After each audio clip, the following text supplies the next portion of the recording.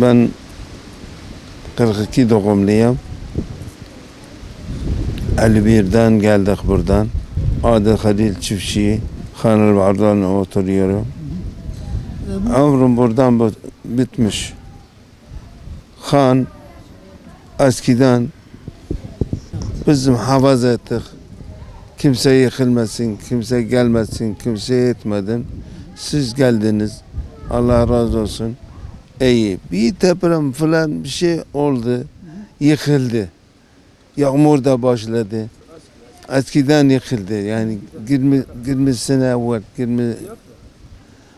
2 sefer yıkıldı. 100 seneden evvel, 100 seneden evvel yıkıldı. Yavaş yavaş yıkılmaya başladı. İnşallah yapmayacaksınız. Eski gibi oluyor. Yapsaydı iyi olur.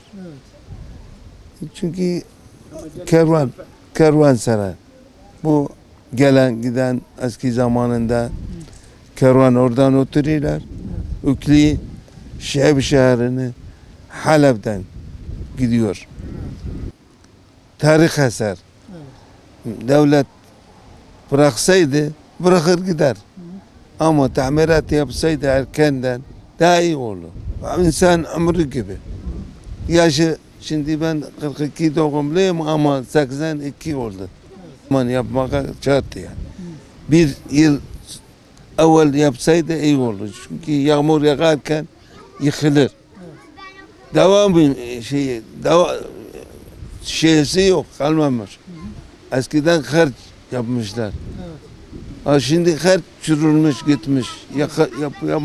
Yapmasaydı iyi olur yani. Köy bizi muhafaza ettik yani. Muhafaza ettik. Ben şahsiyim muhafaza ettik. O zaman yaşı iyidir. Ne gelen ne giden bırakmıyor.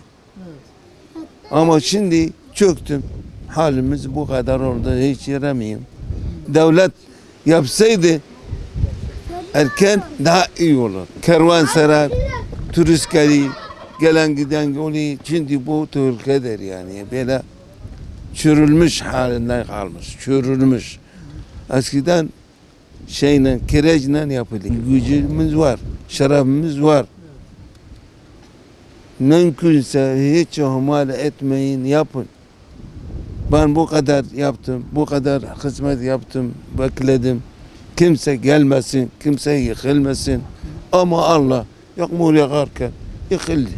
Baktım 30 sene evvel bir köşe top çöktü gitti. 20 sene evvel gene bir hava geldi, gene yıkıldı. Bu halde şimdi duruyor. Bu hal duruyor.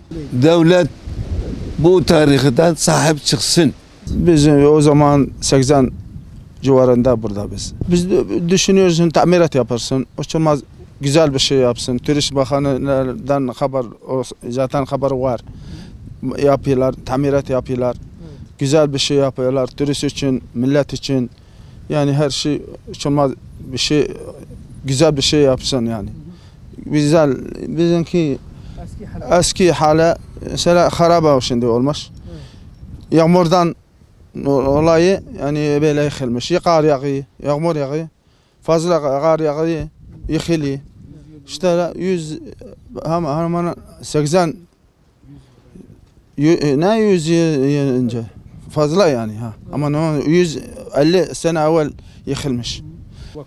Çok zamanda yani zamanda yapsaydı böyle tamir yıkılmaz. Ama şimdi başlamış, yeni başlamış tamirata yapmış. Harran daha güzel bir şey yapıyorsun. Çünkü biz burada hürmet belgesi. Burada ne elektrik zamanda kesildiği zaman gelmiyorlar. Tamirat bu turist bakanı haber olsaydı böyle güzel bir şey yani. Güzel tamirat yapar. Turist bakanı gelir, turistler gelir, bütün Türkiye'de burada geliyorlar. Kervan, eski kervan sarayı burası yani. Kervanları burada yatı, kalkı, yemek içi, kervanları tamirat işte güzel bir şey. Harran için konuşuyorum. Harran daha önemlidir. Harran çok kıymetlidir. Harran yani çok değerli bir daha önce talep edilmiş. Yani harabe haline gelmiştir. Daha iyi yapılması lazım. Çok değerli bir Harran'dır. Türkiye için çok değerli bir Harran'dır. Değerli bir yerdir. Tarihi çok tarihi eserdir. Bakanlık Harran'a çok sahip çıkması lazımdır.